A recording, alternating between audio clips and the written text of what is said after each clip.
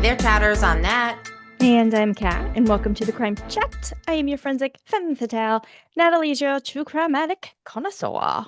We're just two normal girls obsessed with dark crimes, evil minds, and occasionally the unknown.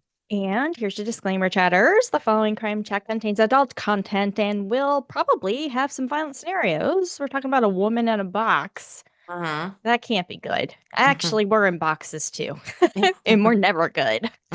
Your listener discretion is advised. You've been warned. And before we get into today's crime chat, Kat, what have you been up to? I'm back in school. I had a week off. I've got my next class started, and then on Monday is the class I'm teaching. So Hmm. school. Yeah. We did watch a movie, the newest Planet of the Apes movie. I don't know Uh-huh. if you've seen not the original ones with like Charles Heston and everything, but like the newer ones. The first one that had come out, I think it had James Franco in it, and it was really telling the story of Caesar was the main character, and it was really good. I Yeah. like I've those stories. Like I like that storyline and everything behind it. I think it's super interesting. I thought I've it was a never really seen good, one. really. Never I watched it. I like them. But it was good, and that's pretty much like the only other thing other than school. Yeah. We went out to dinner one night with some friends, but other than that, that's it. Uh-huh. It's so boring. I think I told you somebody had said the other day, like they did something because they had time because they were bored, and I was like, I really don't know what that's like. Oh no. You need to have a better balance. You need to get that balance because you're gonna burn out. You're Well, I gonna do. burn I mean, out. like, I have balance. I have that week off, like, but it's just like there's always something to do. So I'm never bored. Yeah. I'm part of this writers group. It's basically like a writing support group. We talk about, celebrate people who have gotten responses back from publishers saying that, their piece has been selected for whatever journal, magazine, Mhm. declines. Like what people say. Sometimes actually, depending on who it is and how much time they put into their response in declining a story, can give some like really good advice and like really good insight. So it's just really supportive. We encourage one another. So I've been kind of part of that group now for a couple of months, and we do an accountability bingo. Uh-huh. August was the first. Accountability bingo? Yes. What is that? That is, if you can imagine, a vision board. It's just like Okay. a bingo card. You fill in your own goals. Okay. You at the beginning of the month. So I'm getting ready to do September, but in August was the first month that I participated, and Uh-huh. I only did 9 boxes, 3 by 3, and I got Uh-huh. 5 out of the 9 done for August, Uh-huh. which my first time doing it is not that bad. I thought that Right. was So pretty you good. need to so it's a vision board that like a short-term vision board? Yeah, it's like a monthly goal. It's an accountability bingo. We say bingo game.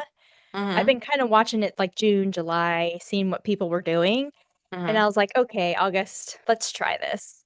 And then I just redid my one for September, changed my goals up a little bit, left the ones on there that I didn't get to, changed my goals up to like advance maybe a little bit more, kind of increase it just a little bit. But it really kind of gets you thinking on your focus and authorship, Uh-huh. making sure you're doing all of the things that you should be doing between reading, writing, revising, submitting for publications, all the Right. things. So my poor novel's at a stall, but we'll get there. Other than that, that's about it. What about you? It's ironic that you should mention the vision board because I am also teaching a class right now Mhm, at work, mhm, and it's about the theory, the rock theory. mhm, I learned this 30 years ago, and it's mhm. still around. But because that teacher, that professor once did that jar thing in his classroom, like it Yes. gave people a visual, but the theory's been around longer than that. Yeah, yeah. So I was just speaking to somebody that I work with, and we're just like sitting there going, and I'm like, the difference between like daily activities, your agenda driven activities, what you need to accomplish, all this Right. stuff. Right. And then I realized I'm like, what happens when everything you do is a big rock? Everything you do is a big rock. Like what, Hmm. like, and then my coworker's like, then you get crushed by them. I'm like, yeah, that's basically it. Like, I normally don't complain or talk about work, but Mhm. like there's a lot. Like I have a like when we go through audits, it's like a month long and Yeah. it's Yeah. like reviewing maybe 50 plus coworkers Hmm. in a short amount of time. So Mm. there's a lot, but like other than that, like I love what I do. Well, you said Yeah. that. You said, what if you have a bunch of rocks? You get a bulldozer. That's what you do. Yeah. Then people complain. Ah. So other than that, that's all I've been doing. I've just been kind of like crunching numbers. I've been in Excel hell Oh, for since last yeah. time we recorded. Yeah, but occasionally, like I don't. At one point, I was like strictly working from home, Hmm. which I'm not technically doing anymore. So Hmm. with that, now I'm like dealing with like the Sarasota traffic. I'm like, I leave at like 4:30. I'm like, I'll be Hmm. home by 5:30. Hell no, no, no, Mm. no, no. It doesn't work like that. And I'm like, Mm. I don't know how I did it up north. Hmm. I Well, mean, it would yeah. take a 2 hour ride to where I needed to go. Yeah. Just and not think anything of it. Be like, yeah, Yeah. no problem. It's not a big deal. Not a big deal. It's crazy. Yeah. And I was less stressed out back then. I don't know. But yeah, nothing really new and exciting to report here. I hear you. I Mhm. did start another audiobook actually, now that I'm thinking of it. Mhm. I think it's called Don't Tell Me How to Die. Oh, what's that about? It's interesting. I'm only not that deep into it. So I kind of picked up doing audiobooks again to one, my brain, my goals, check books off my list kind of thing. But then also want to walk at the same time because I need to get out and do my recovery. So it started out with this mayor who apparently has some kind of incurable disease, blood disease, Mm. that is dying. Her mother had it, and I'm at the point where they do this like really big flashback going into like how her mother died and how her mother told her and her sister. It says, I had it all, a fantastic husband, two great kids, an exciting career, and then at the age of 43, I found out I would be dead before my next birthday. Wow. I'm not letting that happen to my family. I have 3 months and I plan every waking minute searching for the perfect woman to take my place. She doesn't want him to be alone. Okay. So it says, you're probably thinking she'll never do it. Did I mention that in high school I was voted most likely to kill someone to get what she wants? Oh my God. It also has, because as the mayor, and I'm assuming it'll get back to this point in the story, like present day, because I'm still in the flashback, but there was a murder Hmm. that they're trying to figure out as the mayor's getting ready to leave and kind of go meet with the commissioner. The phlebotomist comes in to take her blood. She has to get her blood taken like twice a week. And Okay. that's what sparked kind of this flashback. But anyway, it's interesting. I'm assuming it's a murder mystery type of thing. Well, it's listed as a thriller. I'm Okay. waiting to get there. Okay. I'm I'm waiting to see, what makes it thrilling other than in the beginning introducing this murder, right? So you're introducing one of the conflicts in the story. Right. But I'm waiting to get there. We're in the backstory. It's actually the backstory is pretty inspiring. It's pretty interesting. Hmm. Just waiting for it to kind of come back together. Anyway, well, for your intro, and this is your last solo story for season Is it? 4. Yeah, Wow. Oh my God. That's yeah. crazy. Because I go next week, and then our season finale, we both do a story. So this is your last solo Yeah, and it's a for banger. season 4. Oh, This is a banger. I don't think you've ever heard of this one. well, is it based off of a documentary that just came out No. not that long ago? Okay, There was an interview. an interview. Yeah. Maybe, maybe. I But didn't you're watch it, but I remember seeing either preview or seeing something about it. okay. You're not allowed to Google during the story. I won't. I promise. Okay. I promise. So, for your intro, you did want me to go over some stats on kidnappings and hostages, some Mm, demographics. We did cover some of that in the Luis Armando Albino story we did. That was episode 140. You went over part of that, some of that for the intro. But with it being mhm. such a vast topic, fill Yeah. in some more gaps here on demographics. So, as you mentioned previously, it is hard to determine a clear compiled list of statistics often associated with kidnappings, hostage takings. Kidnappings, for instance, can fall under broader categorical crimes such as violent crimes, human trafficking, and missing person cases. And hostage taking is categorized as a type of violent crime. So the characteristics of the cities with the highest violent crime rates can offer insights into the environment where such incidences are more likely to occur. While a precise ranking is not necessarily obtainable because records and reporting, we talked about Mhm. that, public records can offer some context on kidnapping and hostage related crimes. According to a 2023 report, the following cities contain high volumes of human trafficking and or kidnapping cases. That's Houston, Texas, Los Angeles, California, New York, Washington, D.C., and Chicago, Illinois. Now, Mm. globally, demographics of high kidnapping rates can vary significantly by location and are influenced by factors like motive, local conflict. Some of the highest countries or regions for this include Nigeria, Mexico, Mhm. Venezuela, Yeah, Syria, Yemen, Afghanistan, the Sahel region in Africa, and Brazil. I think you mentioned those actually. I did. Yeah. Nigeria has a horrible rate. Yeah. Horrible. Yeah. Well, that, and then we were talking too on the shark murders, the refugees, even from Somalia, Hmm. that part of the between Yemen and Somalia. Yeah, and I don't think the numbers that are reported are totally accurate. No, I don't think so either. They could be one corrupted, depending on who's paying for the Mm-hmm. numbers to happen, cartel maybe or somebody. Mm-hmm. And two, those are reported. Those are just reported ones. Exactly. So it's Exactly. just so scary. Now, victim demographics can also vary, but certain groups are more vulnerable in high risk areas, such as children. In developed countries, a common form of kidnapping is family abduction by an estranged parent. In the United States, children under 6 are most at risk for family abductions, while teens are more likely to be kidnapped by an acquaintance. In high risk regions globally, children are vulnerable to abductions related to human trafficking, sexual exploitation, and extremist recruitment. Hmm. And then wealthy individuals and foreigners. In places where kidnapping is economically motivated, wealthy residents and foreign nationals are often targeted for high value ransom. Uh-huh.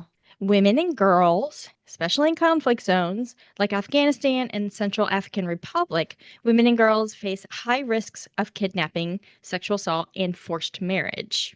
Yes. And then activists and officials. Political kidnappings often target human rights activists, journalists, and government officials to achieve political ends. Now, certain demographic conditions in high risk locations contribute to the prevalence of kidnapping, such as economic disparity, instability and conflict, and organized crime. Much like kidnappings, hostage taking is concentrated in countries with weak governance, conflict, and economic disparities, such as Mexico, Venezuela, Nigeria, Syria, and Afghanistan.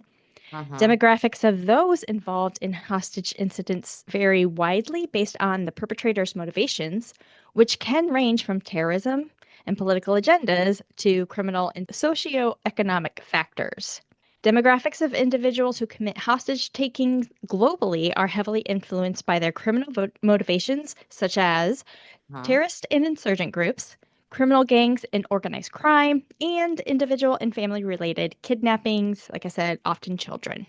Hostage taking victims often belong to a vulnerable population or group with perceived wealth or influence, such as international workers and travelers, refugees and asylum seekers, individuals of high socioeconomic status, and then children, to include children in conflict zones, for socioeconomic reasons such as ransoms, and then in domestic disputes, which I kind of already mentioned.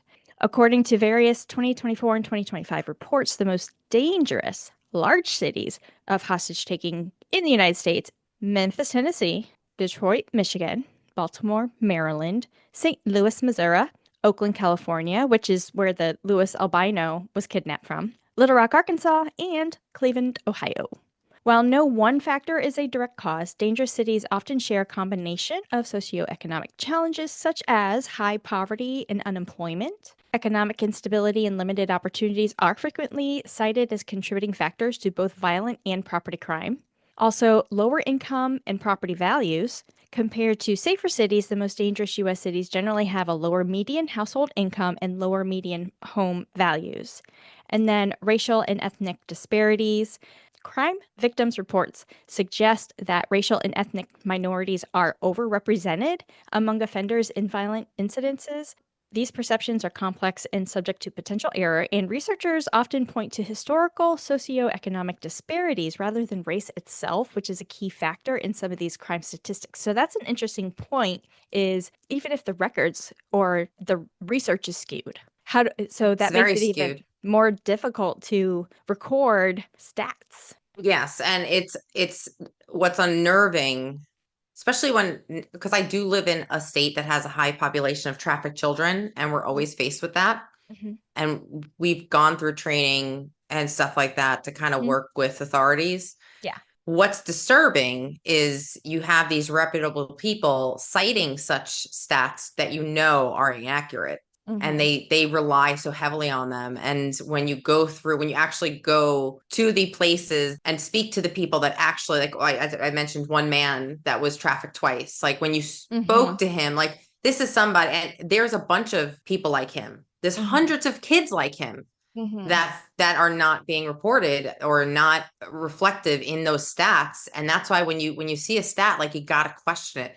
You got to look at least five different stats and kind of have it go to the happy medium.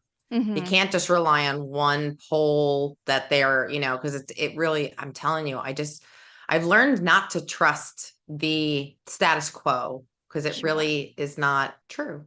Yeah, It's not just not quite true. reflective. No. But I hope that helps for your story. Mm-hmm. It And does. okay, good. Okay, well, today's case comes with a heavy warning on top of the warning Uh, you gave before. yeah, we don't do that often, but when we do, Mm-mm. we make sure it's done. It's a doozy, yeah. Because what you're about to hear is not easy. In fact, it's one of the most extreme cases of abduction, torture, and captivity I've ever come across. Mm, This story isn't just disturbing, it's horrifying to the core. Today, we are covering the story of the woman in a box, mm, who it was, what happened, and why. hmm. And when I say we need an extra warning, I mean it. Okay. On Crime Chat, we often tell horrible true stories. Sometimes we Hmm. even cover movies that are inspired or based on these stories. Hmm. But this time, Kat, there will never be a movie based or inspired on this case. That's how Oh, disturbing it is. It's too disturbing for Hollywood to tackle. yeah, yeah. It's one of those. Wow.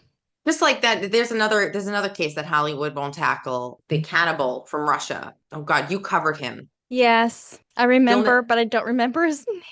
Yeah, Andrew, what was it? Andre something. Like, they won't cover that case because Yeah, there's no way to tell the story without getting into the heart of his horrible crimes. yeah. All Ugh. right. Well, let's start with Cameron Hooker. He was Hmm. born on November 5th, 1953 in California to parents Harold and Marina. Little is known about his childhood except that the family moved around frequently. Hmm. In 1968, Cameron was 16 and his family moved to Red Bluff, California. It was said that around this time, Cameron began to become a loner and, he didn't have many friends at school and Yeah. he kind of just, went to school, came home, didn't really interact with anybody. Okay. At 16, Cameron also started to have some dark, disturbing, and disgusting Mm. fantasies. He started collecting porno magazines and he had an interest in BDSM and Mm-hmm. bondage. Mm-hmm. This reminds me Partic- of BTK, like early, the things like yeah, growing up, like that age kind of where you started to fantasize about these really dark things. yeah, it's disturbing. It's Ah, horrible. yeah. Particularly dominating women, tying Mm, them up and mm, torturing them. mm. But what's truly disturbing is that he didn't want the women to give consent. He fantasized about forcing himself on women and taking complete control. Mm. Because there is a community of Yeah. people, both men and women, that enjoy that type of lifestyle, right? Like that Yeah. BDSM. Like to each their own, you know. Right. There is a community that partakes in that, but you He may really be do need consent. he might be excommunicated from that Yeah. community. Yeah. Cameron graduated from high school in 1972 and soon found work at the local lumber mill. But this was also the period when his twisted fantasies became like started, it went from imagination to reality. He started to test the waters. At age 19, he met 15-year-old Janice Class. 15. Mm. Not Well, as bad as French president. I was just thinking exactly what I'm thinking. I know. Terrible. My God. So Janice came from a very strict, deeply religious household. She was the youngest of four children, but instead of being sheltered and loved, she grew up feeling unwanted. Her Mm. relationship with her parents was strained. Reports describe them as neglectful and emotionally abusive, leaving Janice vulnerable and searching for a connection. Oh, Mm. did she find one? Mm. Janice's dad was really distant from Janice. It was also reported. Oh, and by the way, when I say it's reported, it's because I listened to the interview with the victim Okay. while writing this. So a lot of this stuff has been corroborated Okay. by, so it was reported. It just wasn't, it was collected Right. later in the story after everything. Okay. So Gotcha. it was stated that she allegedly suffered from epilepsy when she was younger. And her Mm-hmm. dad, when she went through a fit, her dad thought she was possessed by a demon. So Oh what God. he did is he just stayed away from his daughter. He's like, I can't deal with that. It's too much drama. I can't, instead of medical attention, he was just like, oh no, she's possessed. Was she The story. diagnosed at this time though? Like he knew she had this medical diagnosis? You know what I mean? Like because if you're one it's one thing to not take your child to the doctor to get a diagnosis if you when something is wrong with them. I mean, it's Hmm. neglect on a different level, but if they did and she was Yeah. diagnosed, then that's like a different kind of neglect if that Yeah. you know what I mean? Like ugh, I don't know. It says allegedly, and I think it's right. because Janice herself doesn't remember if she Okay. was ever diagnosed. And I don't think the parents, oh, that they're gone now, but I don't think they were talking about Mhm. what, if Yeah, it was a different time then too. it was the 70s. 70s, man, they're They were wild. wild. So Janice's mom wasn't any better. She was a judgmental lady. Oh, that kind of mom. Yeah, Ugh. she judged Janice every second she could. She constantly reminded her how much of a disappointment she was to her Oh and my that she God. was worthless. Yeah, she terrible parents. They were also very strict with boys. Like Janice was never allowed to date, or I mean, she's 15, but then again, Sure. it's the 70s, so Yeah. you know. But she wasn't allowed to have male friends either. Like she wasn't allowed to be in the same room with a boy. Like Mm-hmm. they're very Mm-hmm. religious. Mm-hmm. I can't even say that because I don't want to insult religious people, but like there's a level of just like a weird dark control thing, blaming Mm-hmm. it on religion. I don't know. I Yeah. don't know. It's traditionalist, maybe. Yeah, I don't I know. mean, I used to have to, if you had a boy over, you had to have the door open. Oh, of course. Well, that's not religious. That's just Well, no, smart. I'm That's just saying. common sense. Yeah.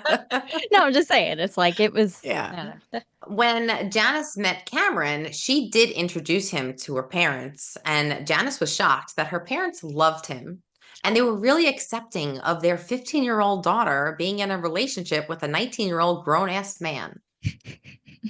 Okay. Now, keep in mind, this is part of his plan. Okay. Oh, he was putting on a facade. Oh, yeah. Yeah. Cameron had a plan for what he wanted in a relationship. He Mm-hmm. needed somebody weak, young, and insecure to victimize. Yes. And Janice's upbringing, her dad issues, her mommy issues, she had major confidence issues. Mm-hmm. Janice had very low self esteem, and Cameron knew that this is why he chose her. He Ah, chose her to be in a relationship with. gotcha. So in the beginning of the relationship, he was really nice. He was really charming. He would buy her gifts. And Janice had never experienced any type of love or attention before in What'd her you life. say? What is that called? This is love bombing. We've all been there, right? I mean, I think Oh yeah. everybody knows what that feels like. So if you don't know what that feels like, you're very lucky. But this is kind of like a quick Or you might not be aware. definition. Yeah, true, true.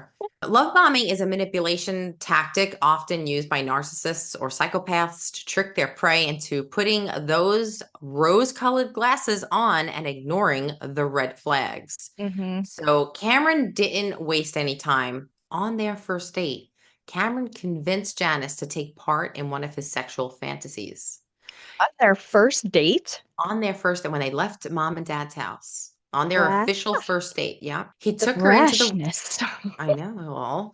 He took her into the woods. He undressed her. He tied her to a tree and he began whipping her. She didn't like this, but she wanted to please him. Mm, And he convinced her he was the only person that would take care of her. And he's the only person that would love her. And he truly sees her for who she is. And that made her feel seen. mm-hmm. From this point on, this is how their relationship carried on.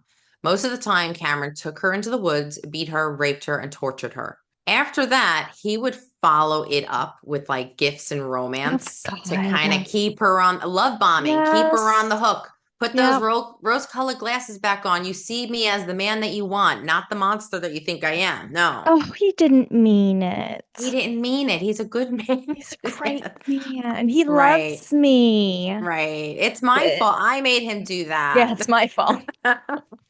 Exactly. So Janice was an unwilling participant, and Cameron loved it. It's Mm. exactly what he wanted. After about 2 years of the relationship, Cameron asked her parents for their permission to marry Janice. Hmm. Janice's parents were thrilled. I mean, if you're a loving, or they're not loving parents, but if like I can't imagine having my 15-year-old daughter in a Mhm. relationship with this guy who's doing all this and not Mhm. notice a bruise or her Right. clothes messy or Yeah. something. I don't Yeah. know. But Well, they were like standoffish, you to know? her, to him, they Yeah. loved him. Well, that's what I'm saying. Like for her, I mean, Yeah. dad didn't pay attention. Mom was like, belittling her or whatever. So Mm-hmm. why would Janice even talk to her mom about things that she even considered might not be normal? Right, right. Because she Because, oh, all she would get from her yeah, mom would be judgment. How right. can you do that? How can you act like a little whore Yeah, to your wonderful boyfriend? Cameron's a doll. He's an angel. yeah. We all know those moms. Be a little hoochie mama. Yeah, exactly. It's always the girl's problem. It's always her fault. So they basically loved him and they said Yeah, yes. of So course. once they were married, the relationship didn't change. Cameron continued to force Janice to participate in his sexual fantasies, but in 1976, Janice had finally decided she had had enough. Okay. Janice approached Cameron and told him that she wanted to have a baby, and therefore the torture needed to stop. Hmm. Now, in order for Cameron to agree to this, they had to come to an agreement. Cameron said that he would give Janice what she wanted as Hmm. long as he can get a sex slave in return. Oh my God. Yeah. And he didn't mean like a sex slave as a willing participant with someone Yeah. who has that type of lifestyle. No. Yeah. Cameron wanted to kidnap a woman, hold her captive, and take her as a sex slave without the woman giving consent. Hmm. Hmm. Because basically, the lack of consent is what got Cameron off. Yeah. Yeah, That was the exactly. trick. That was Yeah. the thing. Yep. Janice agreed with one stipulation. She told him he was not allowed to have traditional sex with his sex slave. That was the line. That was the red line. You can't have actual sex, like missionary style sex Oh, with her. yeah. Okay. No That was reserved for intercourse. her. No That was intercourse. hers. Okay. Right. Yeah. Yeah. Yeah. He was only allowed to have sex with his wife. So So what kind after of sex, like forcing? So, it's Hmm? like, are you going to get into the details? Like, well, what kind of sex? Like, Well, like oral or like, torture, sex slave okay. meaning like torture, like BDSM, not necessarily the what we would call the traditional sex. Hmm. BDSM has a lot more going on. Of course. Yeah. Yeah. Yeah. So we're talking about that. And I don't want to get into details because I don't know. It's I'm gross. not one of those people. Yeah, I'm not. I mean, not it's gross to judge people because everybody has their own thing, but Right. it's detailed. Right. It can be very detailed. Yeah. Yeah. So after this agreement with Janice, Cameron decides to plan and prepare everything to kidnap somebody. Hmm. The following months, Cameron started converting their basement into a dungeon torture chamber for his victim. Mm. He attached a beam to the ceiling and then put like nailed handcuffs on the beam. So Hmm. he was able for his victim to kind of be Hmm. chained up. Yeah. Yeah. Yeah. He made a torture table with straps on it. He even built a large wooden box the size of a coffin Mm. so he can lock his victims inside. Cameron Hmm. took Janice down to the basement so he could test out all of his homemade equipment on her. And Janice was pregnant during this time. And right after the time like that he finished his torture chamber, like a couple of months in, Janice did give birth to a little baby girl. Hmm. This would freak me the hell out that your husband has these tendencies and you're giving Hmm. birth to a little baby girl. Like, I don't know. Yeah. It's scary. Yeah. So immediately after the birth, Cameron went out alone at first, stalking women in public, taking pictures, but he didn't find anybody to abduct. On May 19th, 1977, Cameron, Janice, and their new baby went out for a drive. Yeah. Little family excursion. You know what? I actually have read or heard. I've heard of this story. Okay. Yeah. Yeah.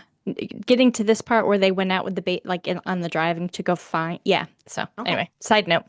And this is when Cameron spots a pretty young hitchhiker who was alone on the side of the road. It's the Her, 70s, man. yeah, her name, Colleen Stan. Colleen was born December 31st, 1956. She was 20 at this time. She grew up in Riverside, California. She came from a loving family. She was the oldest of three sisters. She had a stable childhood. Nothing to Hmm. report here. When Colleen graduated, she decided that she wanted to move to a different location, and she ended Hmm. up in Eugene, Oregon, Hmm. living with some of her friends. She sounds normal, although later on, her parents, like there was Hmm. something, but then again, it was the 70s, I guess. We have to realize it's a different generation of Yeah. all the way around. So Yes. on May 19th, Colleen had plans to visit a friend for her birthday. The friend lived back Hmm. in Riverside, California, which was about 400 miles away. Hmm. However, that morning when she got up to leave, her car did not start. Hmm. So she figured she can hitchhike the whole Hmm. way. And as crazy as that sounds, it was the 70s. Right. The unnerving part of this is that Colleen later stated in an interview that she hitchhiked a lot. Hmm. And she said that she thought she was a good judge of character. And if somebody gave her the ick, she just walked away. Hmm. So that was kind of like her whole mentality back then. Yeah. She hitched a ride with a trucker all Hmm. the way from Oregon to Red Bluff, California. Hmm. And then at that point, she needed to get from Red Bluff to her friend's house. Okay. So at this time, the trucker dropped her off at a rest area off the road. And she did get approached before Cameron and Janice. She did get approached by like two other drivers. One of them was like a bunch of men, and she was like, no, no, I'm good. Hmm. And another thing, no, I'm good, I'm good. So, those people gave her the ick, and she was Yeah. able to say no. Yes. Yeah. The ick. But when the third car pulled over, it was a young couple and a baby. Mm. Colleen immediately felt safe because they had a Hmm. baby. Yeah. Mm. Guess who the couple was? Janice and Cameron. They told her that they could take her wherever she wants, and they didn't mind. So she jumped in the car. Hmm. Cameron drives off, and immediately Colleen starts to notice Cameron leering at her in the rearview mirror. Mm-hmm. Colleen brushed it off, ignoring her ick spidey sense. They even stopped at a rest area so she can go to the bathroom. And she was out of the car. She wasn't Hmm. in the car. She was in a public area. And Yeah. she kind of brushed off her ick once again, saying, Yeah. it's a family. They got a baby in the car. They got a baby. They have a baby. I just need to get to my friend's house. This road Hmm. trip's been, she figured she was feeling this way because she was tired from the Hmm. long trip already. She Mm. got back in the car, but this time she noticed sitting next to her in the back seat was a large wooden box. This wasn't there before. And although it creeped her out a bit, she just told herself it's nothing. Maybe they took it out of the trunk. I don't know. Hmm. She didn't know what to expect, but she didn't think her brain didn't go there. I mean, whose brain Right. really would go to where she's going to end up? Yeah. Follow your ick. Yeah. Cameron drove off. 20 minutes later into the drive, Cameron said to Colleen that the family wanted to stop and see the ice caves that were around the area and that it wouldn't take long. Hmm. And he asked her, do you mind if we check it out? And Hmm. Colleen kind of feels obliged to go along with it because they were generous to give her a ride. And she's like, yeah, no Sure. problem. I'll just wait in the car. Yeah. So they drove a little further. Cameron turns off the highway onto a dirt road. And Colleen then notices that there is absolutely nobody around. Cameron pulls over, and all three of them, Cameron, Janice, and the baby, get out of Hmm. the car, Hmm. leaving Colleen alone in the back seat of the car. And then Hmm. all of a sudden, Cameron jumps back in the car, holding a knife to her throat, telling her, Mm. you're going to do everything I say. Oh, man. Yeah. Cameron then blindfolded her and grabbed the box on the seat next to Colleen. This box was another one of Cameron's inventions to torture somebody, and he called Hmm. it the head box. The head box was made of wood with hinges on one side and a hole at the bottom where Mm. the neck would go through. Okay. Hmm. Hmm. Inside the box, it was lined with carpet to muffle the sounds of screaming and the Mm. box weighed 20 pounds. Wow. Yeah, That's pretty. that's Oh very my God. heavy. Yeah.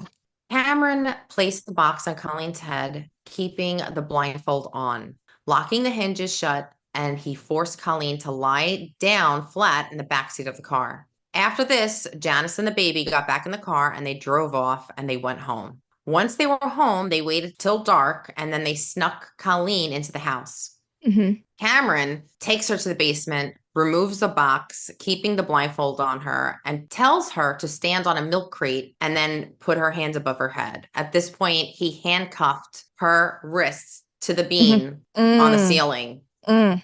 and then he strips her naked, and then he kicks the crate away from under her, leaving her suspended in midair, hanging Hmm. by her wrists, which has got to be super painful. Hmm.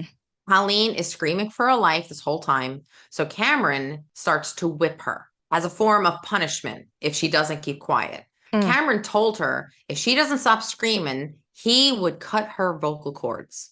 And Wow. Colleen believed it. She was scared.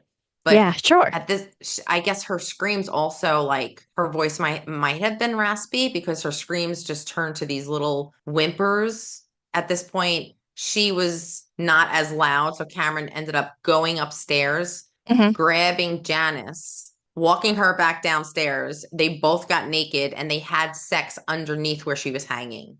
What? Yeah, it's sick. It's very Oh sick. God. Once finished, they go back upstairs, leaving Colleen alone in the basement, still hanging by her wrists. After a short while, Cameron returns alone to carry out his next plan of torture. He takes her down from the beam and puts the head box back on, as she still has a blindfold on. Hmm. He then moves Colleen to another box he made. Do you remember that coffin-like box I mentioned Mm. earlier? Yeah, yeah. He lays her down in the box while still wearing the head box. And inside the coffin box, there were handcuffs to either Mm. side of the coffin box Mm. inside. So she could not move. She was Hmm. completely immobile. Hmm. That would, I don't know, that would just drive it gives me like, when I think about what that must feel like, I don't know. I don't know. Yeah. But he left her the whole night like this. Oh And God. Colleen in a later interview said that like she remembers struggling to breathe Hmm. because like if you think about it, like you could feel what she's saying. Like you can Hmm. when I describe the box, you could feel it. Yeah. Yeah. Like All the she could, splinters, yeah. all the everything, the lack of air. I imagine urinating and defecating on herself, like Mm-hmm. So yeah. she was trying to like breathe and she recounted, I was taking like short breaths, but Hmm. when I was breathing, I felt the carpet right by my nose. Ah, And yeah. there were no holes in the box. The only hole was the hole where her neck was coming through. Right. So there was really a lack of oxygen Yeah, in for the sure. box. Yeah. Ugh. From this point on, Colleen was left in the coffin box with the head box on for 22 to 23 hours every single day. The only time she was let out of the box was for Cameron to torture her. She Hmm. wasn't even allowed to use the bathroom. He had like a bedpan in the Hmm. box, Oh, okay. and she wasn't allowed to bathe. The first time she washed herself was 5 months later. This is all like a systematic breakdown of her. Yeah, of course. Like, this is all like he is breaking her. Yeah. Colleen's parents received a call from one of Colleen's roommates because nobody thought she was missing. Like, thank God for Sure. Colleen's roommate. Yeah, Parents yeah. didn't even inquire. They told her, like, we don't know where Colleen is. She hasn't come back. We don't know, like, we haven't heard from her. We don't know what's going on. We Hmm. have you heard from her? And the Right. friends that she was going to visit, were like, no, she never got here. So Colleen's parents immediately reported her missing. But at this point, there was like no trace of the daughter. Like they even Sure. went in the car and they tried to like retrace what they think the route she Right. went. They brought Right. pictures and posters. Nobody noticed her. Nobody recognized her Mm. at all. Mm. Colleen's parents stated that they thought she had either been killed or that she joined a cult. Yeah, parents actually said that. Why a cult? Well, it's the 70s and it's California. Yes. Yes. You could join the So, family then. The Yeah. family. So months went by and Janice and Cameron continued their life as usual, while Janice stayed upstairs with the baby, ignoring Colleen. Each Mm-hmm. day, Cameron got home, he ate dinner with the family, and then he went downstairs to torture Colleen. During this time, he also built another device. This time, a table he called the Wreck, a Mm. table designed to stretch a person's limbs. This is medieval. They did have this Mm-hmm. table in like the Mm-hmm. Spanish Inquisition. Yeah, yeah. I saw And it it's when I a went to the torture museum. I think it was St. Augustine. We went to the yeah, torture museum. They had a lot of different things, but that was one of them. it's crazy. And have you ever watched that show, The Tudors on HBO? Came out like 10 No. years ago. Yeah, I haven't. I recommend it. It's great. It's a great, but they have a scene in here where they're using this table. Huh. And it is, this scene has stuck with me ever since because Oh they do boy. like an aerial shot of the table with the guy Yeah. like stretched out and like they pull a little bit more and all of a sudden you hear a pop and all his limbs just Oh. fall. Yeah. It's just, Oh. oh God help me. All right. So anyway, What is the Tudors about? Like I've heard of it, but what is it about? it's about Henry VIII. It's about Oh, his okay. wives and what he Yeah. did to each wife.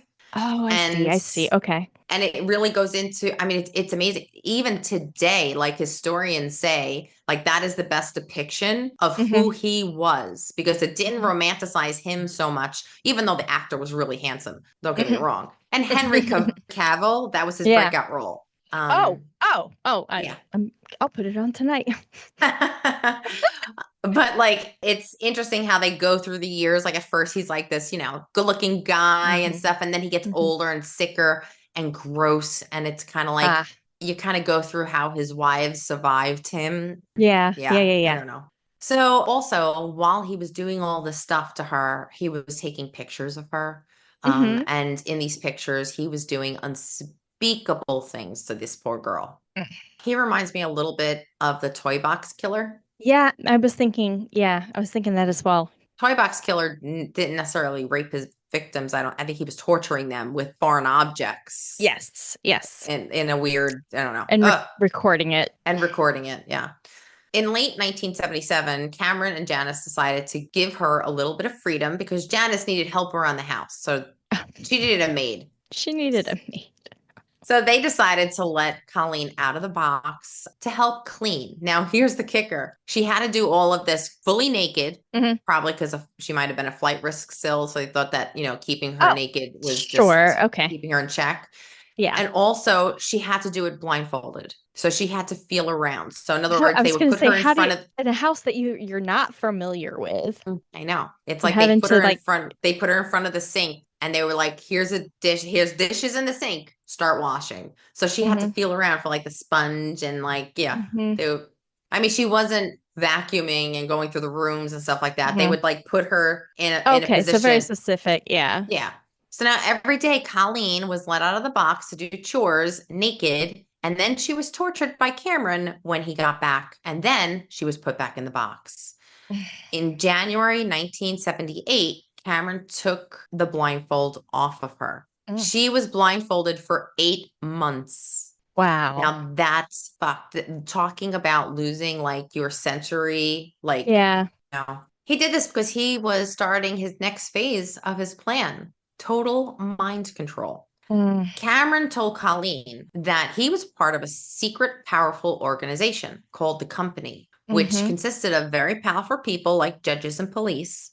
He stated the company would enslave women for fun and profit. He Hmm. told her that they used surveillance to track all of their enslaved women, and they were always watching if the women tried to escape from the Hmm. company and that Hmm. the company would kill the women and then they would also kill family and friends if they tried to escape. Right. So, if you think about it, she's been blindfolded for 8 months, just that Hmm. alone. She's been tortured. She's broken at this point and she is Hmm. petrified and she believes him. Well, why wouldn't you? I Everything know. else that he's done up until this point, Yeah, from the beginning, like, why wouldn't you believe him? And, like, I there know. would be nothing impossible at Hmm. that point in time. Like, you just did at least if she did believe him and go along with it, she, well, I would say would live. Like, No. it was maybe holding on to that as part of a survival thing. Like if I do what he says, even Mm-hmm. if I have to clean naked and blindfolded, even if I have Mm-hmm. to be victimized every single night,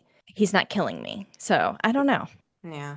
Well, Cameron also revealed a contract, a slave contract between Oh, her, the company, and Michael Powers, aka Cameron's alias. jeez. The contract stated that Michael Powers had complete control over her body and her soul and her mind, and that she must submit to her master or Mm-hmm. die, and that her new name was the letter K. How dare you? Right. And also making her feel Cat. like she's not A or Z. Oh, sure. Like she's Yeah, just I one see. of many. Yeah, yeah. I just realized K, cat. Hey, cat. I was like, oh, curseds. She felt that she had no choice but to sign the contract, and she did. Hmm. And Janice also signed the contract as a witness. I really don't like Janice. Really don't like her. You're gonna like her less. Okay. In February 1978, after signing the contract, Janice told Cameron that he is now allowed to have sex with Colleen. She's okay with it because the contract reassured her that Colleen is nothing but a slave. So, Right, right. Okay. mm. So on top of Okay, everything else, Janice. I know. On top of everything else, Colleen is now being raped almost every day. Yeah. But it gets worse. By 1979, Cameron and Janice ran into some money problems and had to move. Hmm. They bought an RV and they moved it on a small plot of land where they can have like a yard. Yeah. But there was a major issue. Where were they going to hold Colleen? No Yeah. basement, no torture chamber. In the trailer, Cameron noticed that the master bed was a waterbed and it Hmm. sat on a wooden frame. Hmm. So he basically got the coffin box and slid it under the waterbed. And Mm, this is where she stayed, like directly under where the family slept. mm, And you know when they would get busy and like she was hmm. right there. So Ah, for the jeez. next 2 years, this is where she stayed. Her daily life didn't change much. She was still let out to clean or help clean naked and Right. tortured when Cameron got home. And then she was put in her box. Cameron also started getting like a big ego because he's a psychopath and he's Hmm. now I guess he's feeling like wow, this woman is doing everything I'm asking her to do. Hmm. She truly is my slave. So he's getting an Right. ego and he wanted to test like his level of control over Colleen. Was any part of that ego part of him thinking I'm getting away with it as an indication to know what he was doing was wrong?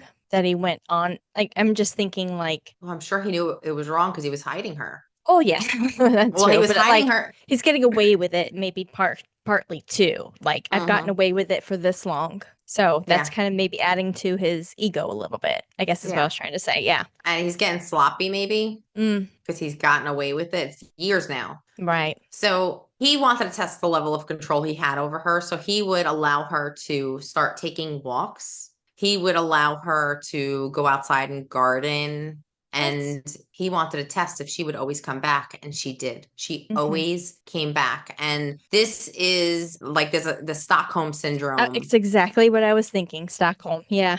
Yeah. Yep. And so like there is definitely this she definitely has like allegiance to her victimizer. Hmm. I don't know. I don't know. Yeah. So Yeah. also she also thought that the company was watching her every move. So Well, she didn't sure. just think it was Cameron. She thought there were other people in the community always Hmm. watching her. She was paranoid. Yeah. Yeah. And guess what? Janice was pregnant again. Oh boy or Mm-hmm. girl. Yeah. When Janice was ready to give birth, she decided to give birth in the RV Hmm. on the waterbed while Colleen was underneath. Well, these people, This let is me sick. tell ya. Yeah. In December of 1980, Cameron gave Colleen a Christmas gift. Cameron was so sure that he had total control of Colleen that he said she was allowed to call her family. She did. Wow. Whoa. Whoa. He was convinced that she wouldn't betray him. He was right. He reminded her the company is listening to this phone call. Yep. Yep. So she called, she spoke to her sister, who was shocked Of because she course. thought she was dead. It was a short conversation. During the Hmm. conversation, like Colleen really didn't say much. She didn't answer any prying questions. She just said, "Hey, I'm happy and I'm safe. Nice to hear your voice." And then they hung up. Merry And Christmas. Merry Christmas. Yeah. You filthy animal.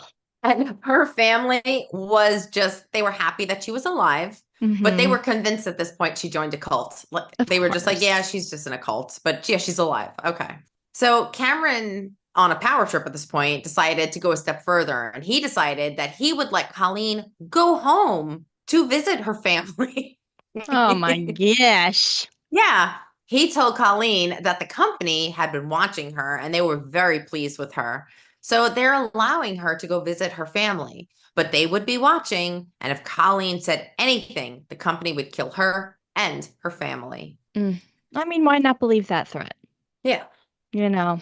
In I don't know the mind bender that is Hmm. Colleen's life right now Hmm. is crazy. Just the Yeah. fact that with giving her the lady giving birth on the waterbed while she's trapped on it's just oh my lord. So in March 1981, Cameron drove Colleen to visit her family. He ordered her to call him Mike Powers and to Hmm. tell her family that he had a work conference in San Diego and that's why he couldn't stay and chat with them or, hang out at the Hmm. house.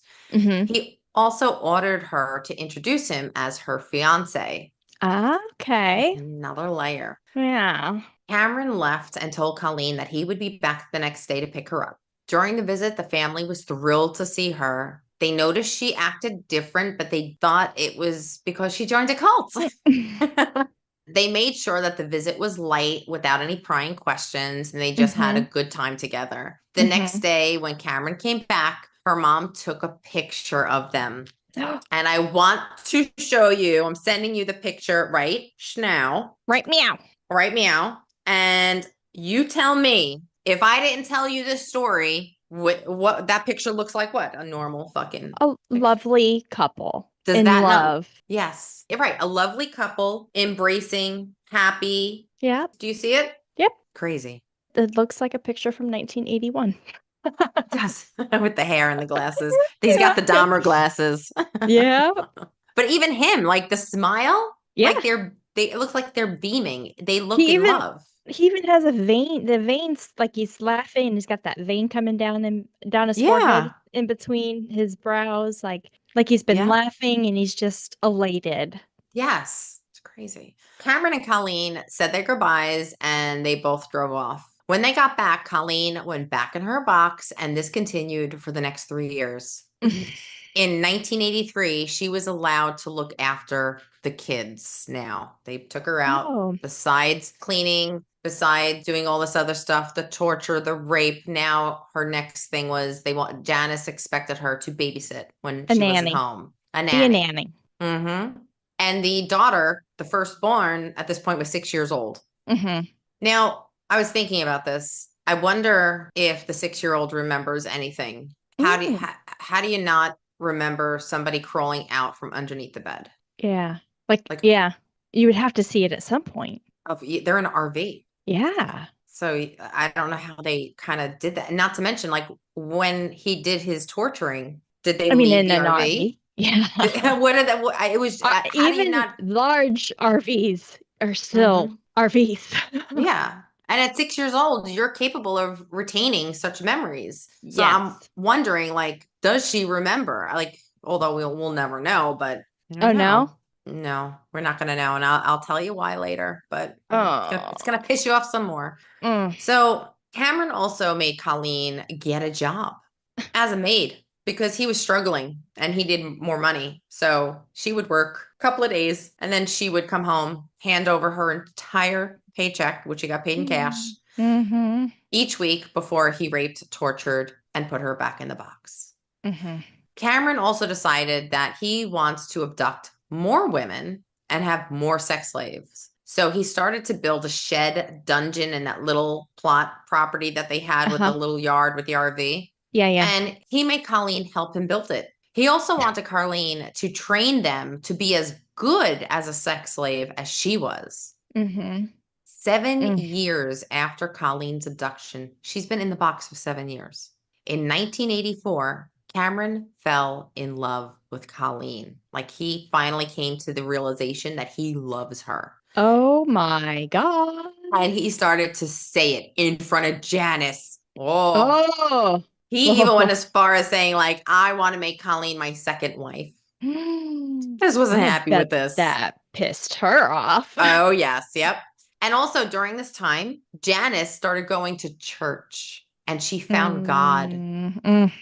She was I mean, repenting. yeah, she decided to tell Colleen everything because she felt Mhm. bad. She felt guilty of how they treated her for the last 7 years. Well, she So, should. yeah, she told Colleen the truth about the company, that they Oh, didn't didn't exist. exist. Okay. She had nothing to be afraid of. He made the whole thing to scare her. Hmm. So, following this bombshell, Colleen was like, right, that's it. I'm out of here. She literally just got up, opened the door, and walked out, walked to a rest stop, and called her dad. It was she naked. Mm. Okay. Janice I'm gave her just clothes. wondering. Janice Yeah, gave her she had clothes. clothes. I'm just wondering. I mean, because that was kind of other than the company part, kind of the other kicker to keep her like Right, just keeping her naked all the time. But right. okay. Well, plus I guess with the kids around, I mean, you wouldn't want That's why I'm somebody confused. cleaning I'm your very RV confused naked all the about, time. yeah, like I wonder what they saw. I wonder how they separated that. I don't know. Yeah, yeah, yeah. Ugh. So right after she spoke to her dad, she hung up the phone and she called Cameron to tell him that she's leaving. And Mm. he burst into tears, begging her not to leave and to stay. Mm-hmm. But she said, no, I'm leaving. After she left, Colleen did not tell anybody what happened to her. She did not report it to police. She didn't want Mm-hmm. anybody to dig. She didn't want to talk about it to anyone. And during this time, she also kept in contact with Cameron and Janice. They would check in every day and say hi. It's, Wow. yeah. That's wow. And she made a deal with Janice that her and Janice were going to help Cameron get through this and be a better man because they know he could be a better man. Mm. About 3 months after Colleen left, Janice went to see her pastor at the church and she confessed everything. Everything. Oh, the secrets are getting out. Uh-huh. She said everything that Cameron Yeah, did to Colleen. And he immediately contacted the police. of They course. went to the trailer. They found the box, the head box. They Hmm. found the box underneath the waterbed. They found pictures of Colleen being tortured. They found the slave contract. Okay, good. Yeah.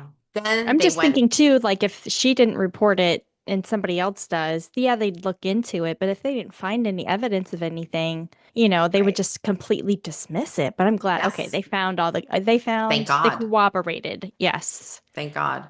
They interviewed Colleen, and yes, she confirmed everything. And at that Okay. point, she understood that she needed to press charges. Like Yes. she is a victim. So Yes. he was arrested and charged with abduction, false imprisonment, and rape. Hmm. As a mic drop during the trial, the Hmm. prosecution had reconstructed the coffin box with a mannequin laying inside Great tactic. with a head box on Yeah. and placed it in the middle of the courtroom so the jury can Good. see the box and feel what she went through while he did like his opening statements and all this stuff.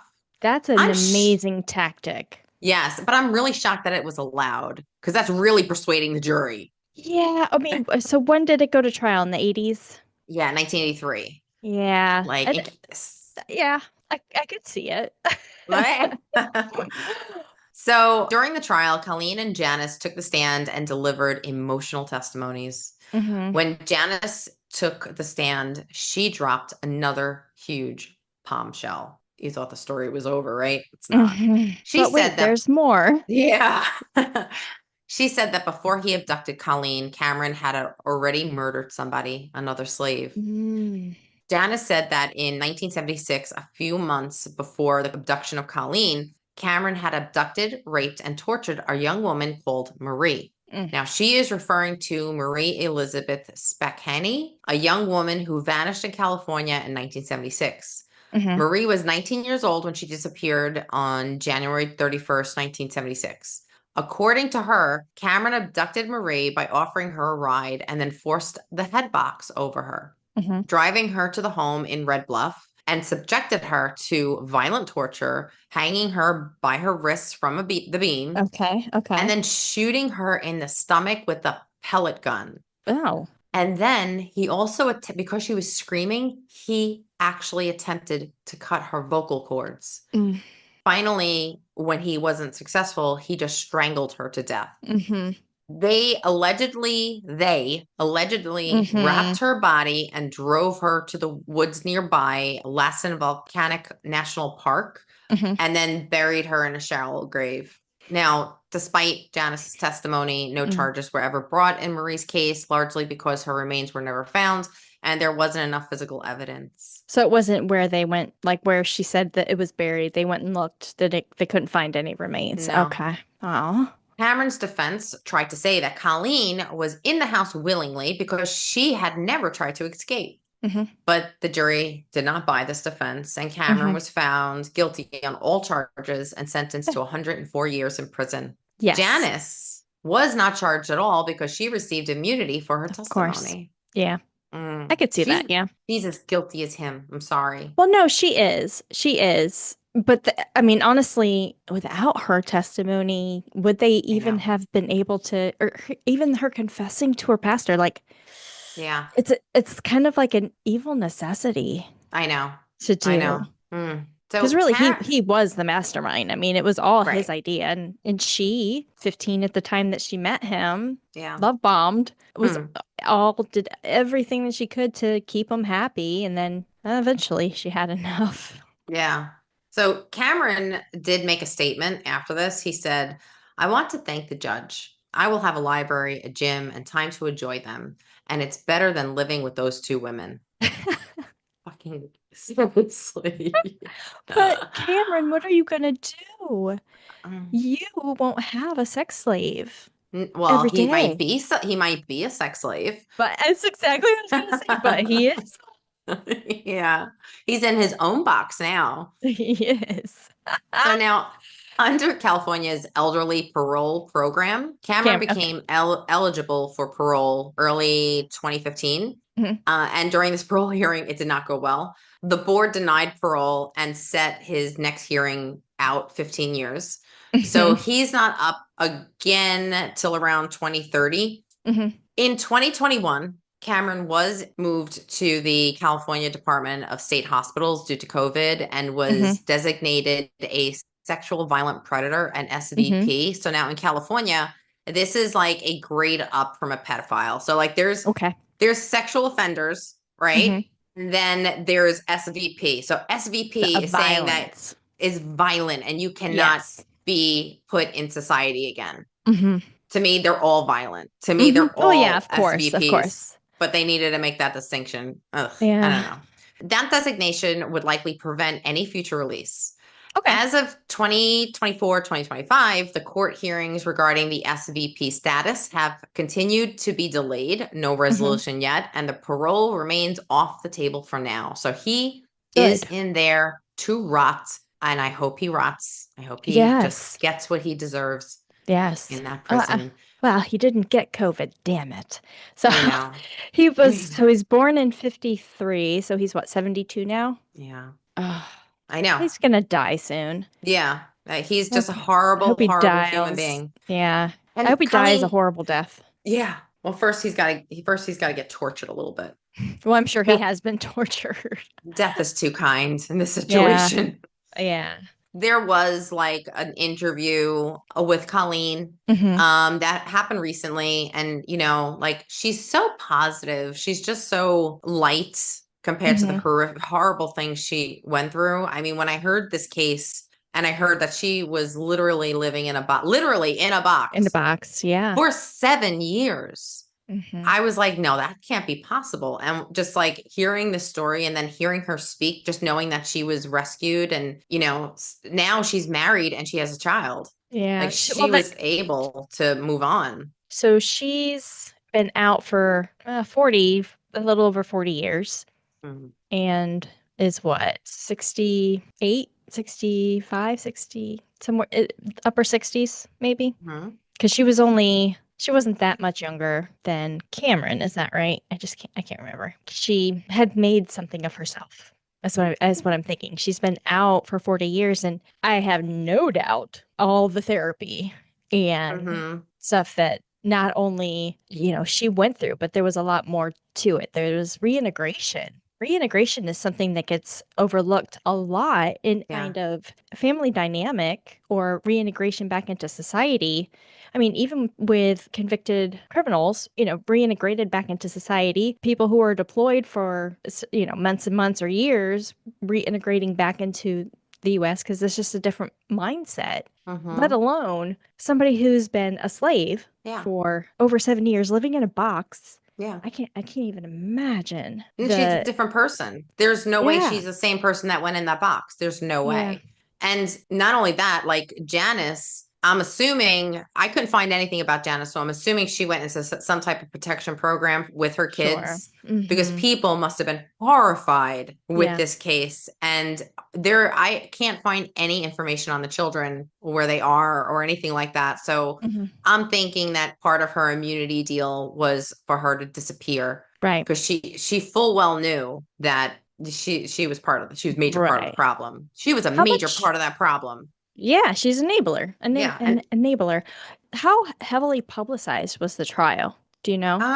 no, I don't. Okay. Not sure how heavily publicized it was. I'm just wondering, I mean, in that time frame, you said 83, 84. Yeah, I mean back then we didn't have phones like we do Right. today.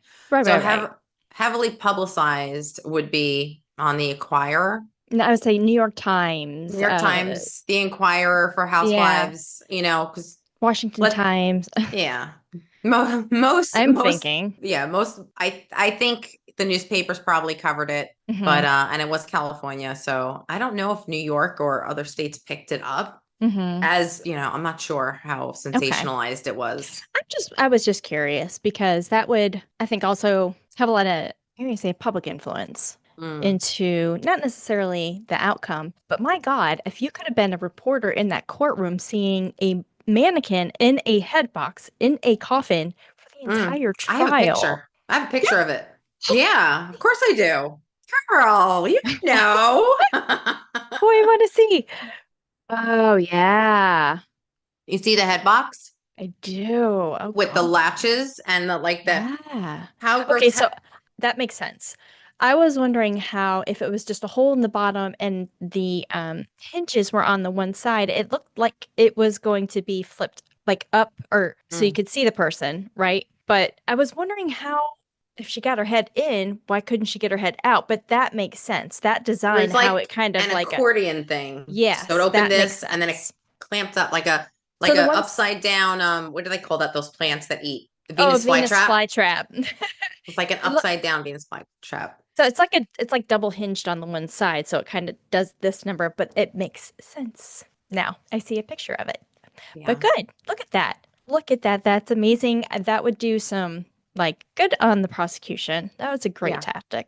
Yeah. I'm Yeah. so impressed. So yeah, so that's my story that is not ready for Hollywood. Yeah, no doubt. Well, thanks story. We had a fun Yes. we had a fun bonus episode, so we needed to get back to to the The serious, dark but side. Yeah. yeah. Back to the dark side. All Oh right. God, to reality. Well, we wouldn't dream of leaving you hanging. So, for more chilling Hmm. details and twists in this case and many others, check out After That Crime Chat, available only on our Patreon. And remember to follow us on our socials, Crime Chat with Nat and Kat on Facebook, Instagram, YouTube, TikTok, X, and Rumble. See what we got up our sleeves. Want more chilling content and behind the scenes chaos? Become a VIP chatter to our Patreon. You'll unlock bonus episodes, bloopers, exclusive sneak peeks, and even free merch. And yes, we have some criminal goodies, especially for season 5 in the works. So support the show. Fuel your obsession with the weird and the wicked and join the Crime Chat Chatter crew in style. Yes. Be sure to check out our next episode. So it's my story. It's my last solo story for this season because the one after that is our finale. Amazing. I'm torn between two stories, torn between two lovers, and I feel like a fool. Have you ever heard that before? Can you do one story and then do the other story for the finale? No, because they're not in unknown. Like oh, okay. They're not related to our theme. Got it. So okay. I'm gonna flip a coin, but okay, cool. Can't wait. You don't want to miss it. So see you next time, chatters. Bye.